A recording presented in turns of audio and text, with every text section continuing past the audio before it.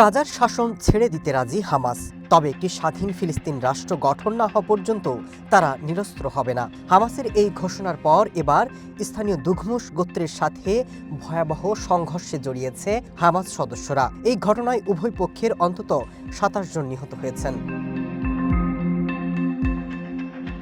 তেল আল হাওয়া এলাকায় ৩০০ জনের বেশি হামাস যোদ্ধাদের একটি বাহিনী দুঘমুশ বন্দুকধারীর আস্তানায় থাকা একটি আবাসিক ব্লকে হামলার পর সংঘর্ষ শুরু হয়।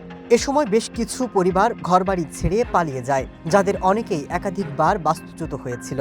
স্থানীয়রা বলছেন, ইসরায়েলি আক্রমণ থেকে এতদিন পালিয়ে গেলেও এবার তারা নিজেদের দ্বন্দ্বে ঘরহারা।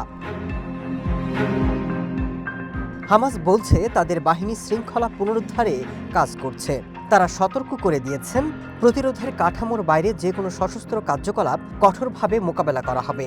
তবে সংঘর্ষের জন্য উভয় পক্ষই পরস্পরকে দায়ী করছে। হামাস বলছে দুঘমুশ বন্দুকধারীরা তাদের ২ যোদ্ধাকে হত্যা করেছে।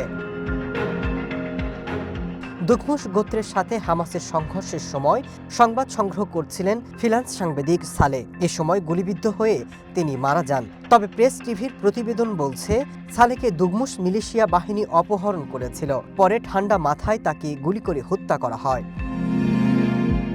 ফিলিস্তিনি কর্তৃপক্ষের সাথে যোগাযোগ করে গাজার শাসন ক্ষমতা হস্তান্তরে প্রস্তুত থাকার কথা জানিয়েছে হামাস। তাদের ৪০,০০০ কর্মী গাজার সরকারি গুরুত্বপূর্ণ বিভিন্ন প্রতিষ্ঠানে স্বাস্থ্যসেবা, শিক্ষা এবং নিরাপত্তার কাজ করছে। Masud Rana, one international desk.